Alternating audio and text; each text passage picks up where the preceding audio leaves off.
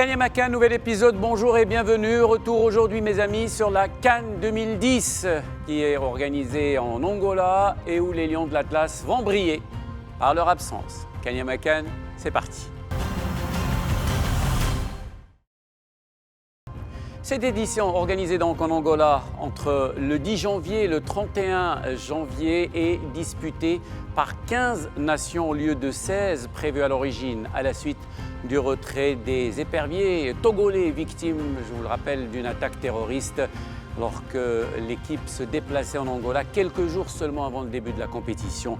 Cette 27e CAN est remportée par l'Égypte encore, son 3e titre continental d'affilée, une victoire en finale face au Ghana.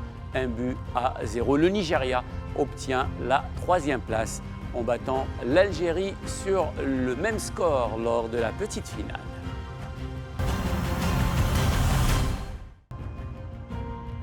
Et notre invité dans Kanyamakan aujourd'hui, notre confrère Mustafa Bedri du billet hebdomadaire Al-Muntakhab, chroniqueur, photographe, homme de télévision ou encore membre de la commission média à la CAF, la Confédération africaine de football. Mustafa Bedri a bien sûr plusieurs cordes à son arc. La CAN, il connaît, il nous la raconte.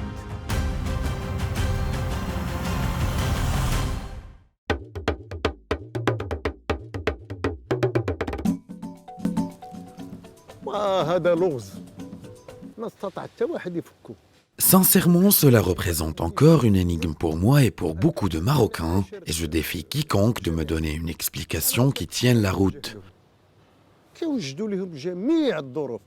De mes propres yeux, j'ai constaté les efforts et l'implication de la Fédération royale marocaine de football. Au fil des années, les dirigeants ont fait tout leur possible pour permettre à l'équipe nationale de briller. Donc selon moi, la Fédération n'est pas à blâmer. Il y a bien un problème, mais je ne saurais point le déceler. Autre chose que je regrette, c'est l'édition de la CAN qu'on aurait facilement pu remporter. Une édition jouée en 1998 et où l'équipe la moins favorite, à savoir le Burkina Faso, s'est illustrée. Nos joueurs ne s'étaient pas assez impliqués car ils visaient davantage la Coupe du Monde de football de 1998, organisée alors en France.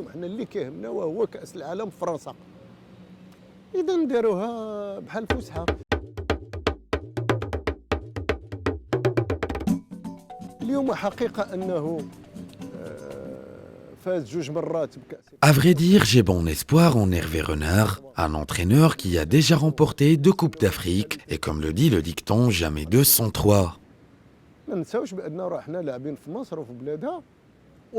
J'espère qu'il sera l'instigateur de l'exploit. Toutefois, n'oublions pas qu'on jouera en Égypte et comme vous le savez, il est difficile de se déplacer dans ce pays.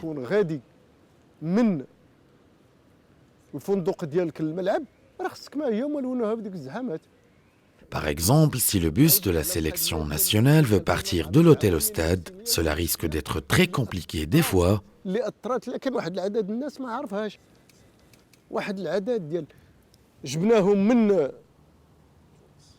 Je me rappelle aussi qu'en 2004, il y avait plusieurs facteurs de frustration que peu de gens connaissaient. Les joueurs, rien que pour partir de Soussa à Tunis, sont restés éveillés jusqu'à 2 heures du matin pour essayer d'obtenir des billets pour leurs familles et proches. En plus, l'atmosphère autour de l'hôtel était bourdonnante.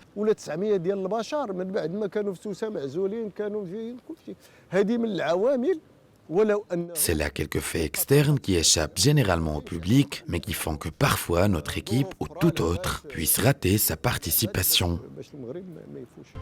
Kanyamakan, c'est terminé pour aujourd'hui. On se donne rendez-vous demain avec un nouveau numéro, une nouvelle page de la fabuleuse histoire de la Coupe d'Afrique des Nations.